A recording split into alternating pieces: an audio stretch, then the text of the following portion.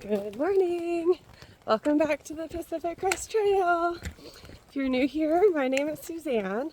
I'm the writer and photographer for the blog Barking and Barkers, and we are documenting our longest pet-friendly trek, 1,300 miles that pets can do on the Pacific Crest Trail heading north. Here is the star of the show, Chloe Rue.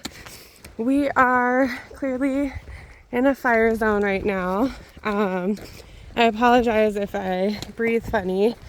Ash really hits my asthma weird, and I'm still kind of sore from yesterday, and you can see the dust and ash coming up from Chloe and Seth and Freya. So we're gonna give this a try, but I might be breathing too weird to be able to talk, but we'll see how it goes. I just have so many things I want to talk about today. It's such a great day yesterday after we made it through this burn area. The last 3 days we have managed to be hiking in an exposed area at the hottest, not the hottest part of the day, but in the afternoon, usually right after lunch. And we're trying to get through before 3 o'clock so that it's not the heat of the day. And it's been really tough. It's been hard on Chloe. She's just not an animal who likes hot weather. And it's been hard on me because I'm also not an animal who likes hot weather.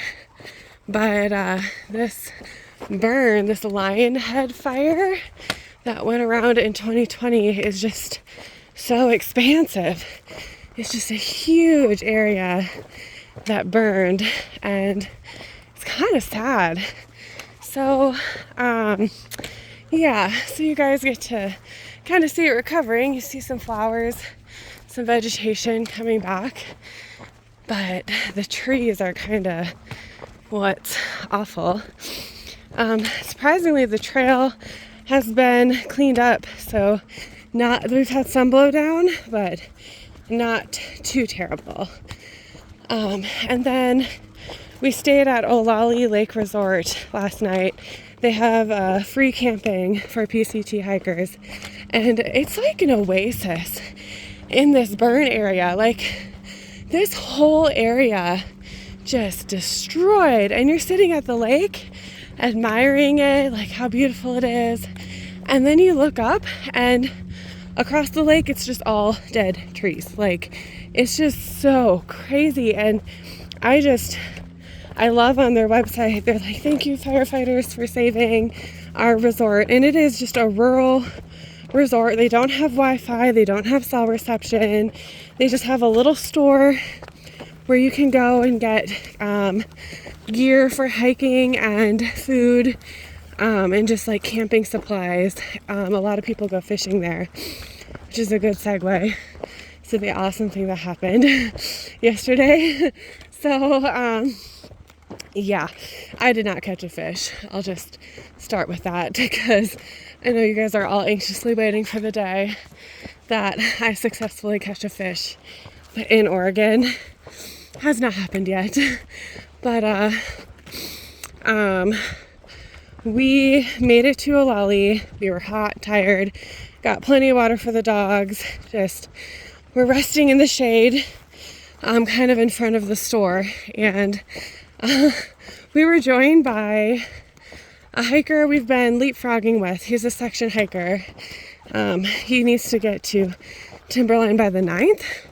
And we're still 50 miles away, so, and today is the 8th, so I don't know how he's gonna do that. Anyway, we've been leapfrogging with him, and we saw him there, and then we saw a couple from Korea who we met previously, at that really cool place, Big Lake Youth Camp. We hung out with them there, and then we met someone new to us, who is a triple crowner. She's awesome. And we were all just like sitting around chatting, like having a great time. And this really drunk man comes up with his wife, who like gave us a heads up, like he's really drunk. He was like, do you guys want some fish? I caught fish today.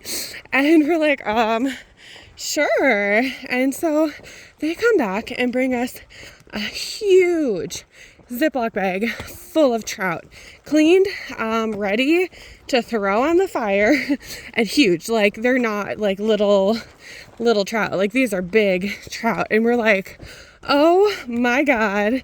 So we had a fish fry. We got some onion chips and we crushed them up, and we had oil and coconut oil, and coated the fish with them. And I have a frying pan because I like pancakes, and I almost got a new trail name, a frying pan, but which was kind of funny, but we're keeping Fargo for now. And yeah, so we got another frying pan because the fish were too big for mine. And we also started a little fire, which gave me a lot of anxiety because we're in such a fire area, but no red flag warnings. Fires were okay where we were. And of course, I am Smokey the Bear about them and made sure it was extinguished and buried and all of that. And double checked it again this morning. Anyway, so fire was extinguished properly. Hallelujah. But yeah, so we had a fire and put the grill down, put some of the fish on the fire, put some of the fish on the propane, and they brought us a bigger frying pan. So we had two propane pan situations and a fire situation, and we made it through cooking all the fish. But it did take that, like there was so much fish, like it was huge. And they were like this huge plastic bag. It wasn't like a gallon sized plastic bag, like it was way bigger. And yeah, we ate all of the trout. It was so good, and we got to share it with everyone. And then a new hiker came around later in the day and had some too. He got there right before the store closed. Perfect timing. But yeah, so it was like the most social and just awesome experience that we've had on the trail so far. Like I know we've been ahead of the bubble like this whole time, and now we're kind of slowing down through Oregon. We've got time to get to Timberline, and we finally have had people catch up to us. So that's been so awesome. And I mean, like, that's what we're out here for, is the community, talking to people, having a fish fry from Trail Magic. That's part of the beauty of the trail. And it was just such a cool experience. Yeah, they also got us like ice pops and cookies, and they were just like, we must have looked pretty pathetic because they were like, let's feed you. And I mean, we are dirty. Like, you guys have seen my face. Like, look at my legs. I have never, like, I mean, I grew up on a farm. I've been dirty. Like, we do hay bales. Like, I would throw alfalfa bales over my head for like an entire day straight and then go clean out, you know, muck stalls or whatever. So I know what it means to be dirty, but normally at the end of the day, you can go shower and like get all of the gross stuff out. But yeah, we haven't done that. There are some lakes that we might jump into. However, I think it'd be hilarious to walk into Timberline as dirty as we are. So anyway, that is my fish fry story. Trail Magic, community. It was so special. And now we're hitting this fire area in the morning, and it's 3 miles long. We'll be through by 10 o'clock. And yeah, and we did wake up a little later today because the store had coffee and breakfast. So we enjoyed that, and I still have a Nutter Butter in my pocket.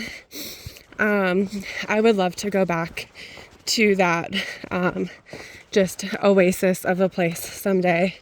And I'm so glad they're like fully booked the next few weekends, and that people are supporting them, because out of all of this, for miles, that is the only green place. And it has trees, it has life, it has people, it has just a rural community feel, and I loved it. Olallie Lake Resort, it was awesome. And it's dog friendly, so girls would have been able to go into a cabin if we rented a cabin, but we camped for free instead. So if we ever go back and want to go fishing or just have a weekend getaway out of Reception, that is on my list of places I'd love to go back to. So yeah, the other thing I want to talk about is this fire happened in 2020, and I've just been kind of stuck, like perseverating about what happened to me with the fire in 2020 when I lost my camper. I think part of it is some things have woken up because there is a lawsuit against Pacific Core, which is the electrical company in Oregon, and like for a large part of Oregon. And they were tried and accused of being responsible for this fire, this one that you're looking at right now. They found that was started by an irresponsible electricity company. And then the Open Chain Fire, which is the one that killed my camper, they were also responsible for. And you can like call the lawyers and see if you are eligible for any funds.